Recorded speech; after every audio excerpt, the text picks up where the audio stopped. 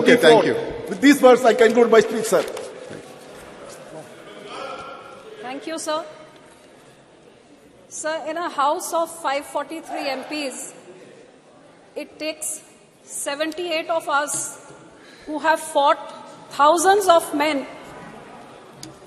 against thousands of men to eventually reach this House, sir.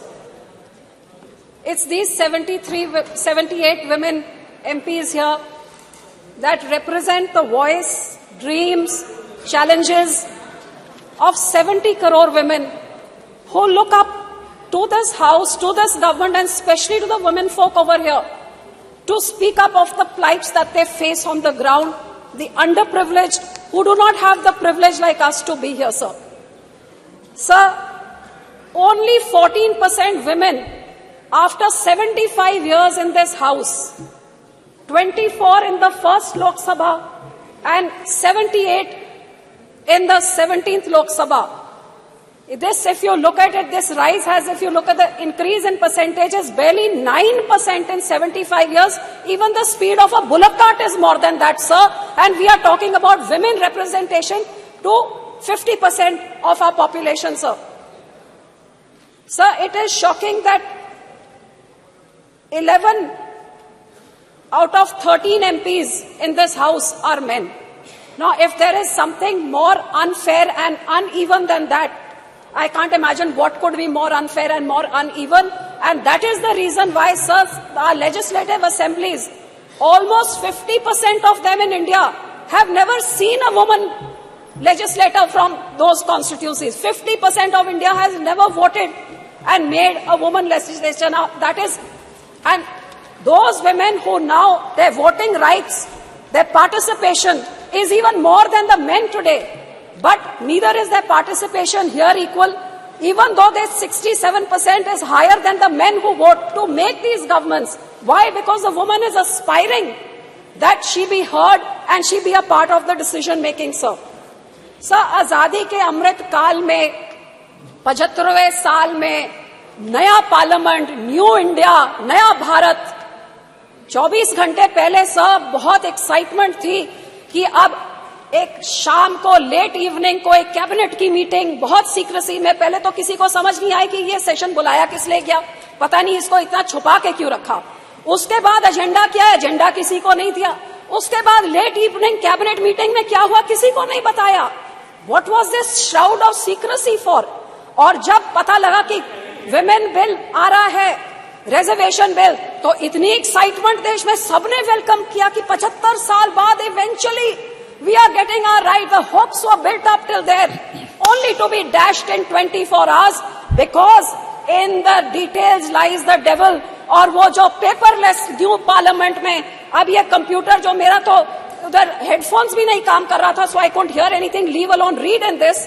When the details came out that this reservation bill is going to come in after the census takes place, after delimitation. So sir, 1885 के बाद for the first time in the history, जब से ये census का काम शुरू हुआ है, it's the first time the census had been delayed by 2 years. How many more years is it going to be delayed by? किसी को आज तक कोई expiry date नहीं दी है कि इस डेट तक हो जाएगा, हमको नहीं पता।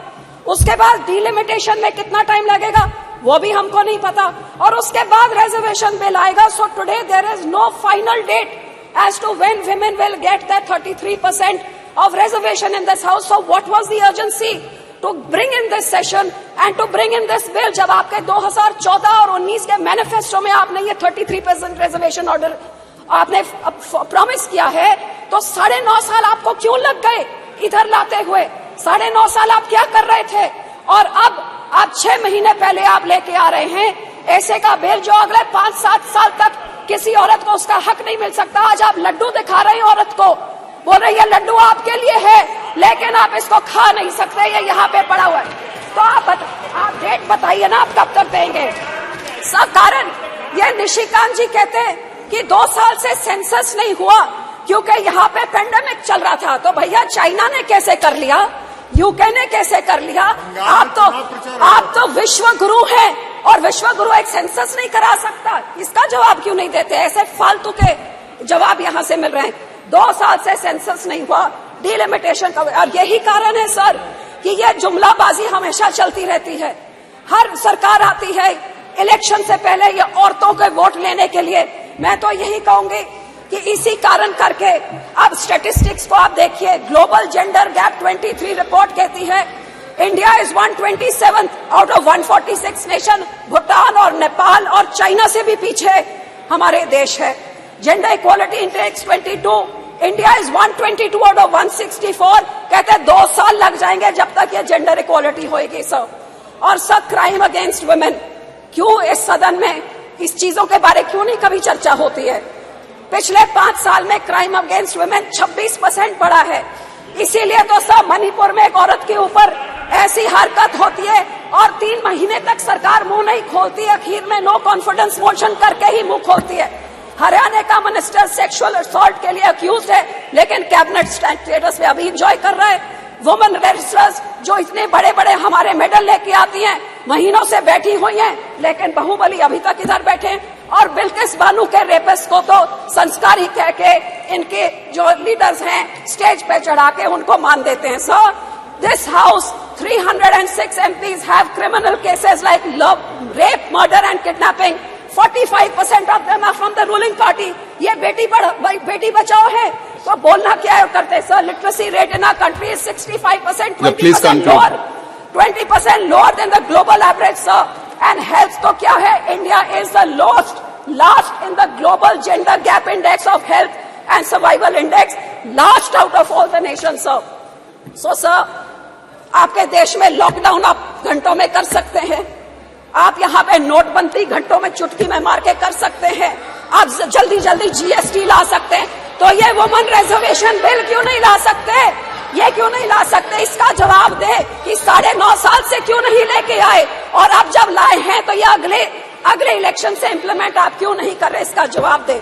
सब मैं तो यही कहना चाहूंगी कि हम तो SGPC हमारे सिखों के गुरुओं के टाइम से हमेशा, हमारे पहले गुरु ने 550 साल पहले बोला था औरतों को सत्कार्य सो क्यों मंदा खिर जमे राजान।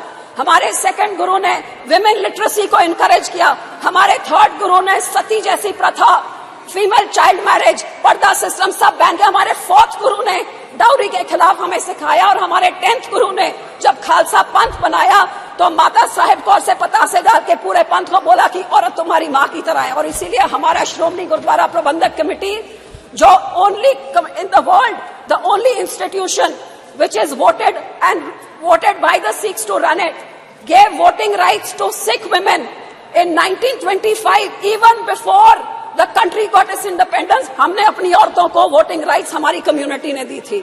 And sir, this is Shromi Akali Dal is the first party in the country. In 2012, we made the first finance minister. Yes, please conclude. इतने बड़े होके बाद में लेके आए, उससे पहले तो हम लेके आए हैं. So sir, being a woman, I definitely support this bill, but I will end by saying कि महिला आरक्षण बिल तुरंत लागू करो। Vote No, you can't show the placards. महिला को उसका हक दो। मोहम्मद बशीर जी, हक देना है तो कोई बात होती है, नहीं तो जैसे से जुमलाबाजी है तो फिर जुमले में तो doubling farmers income, Beti Bachao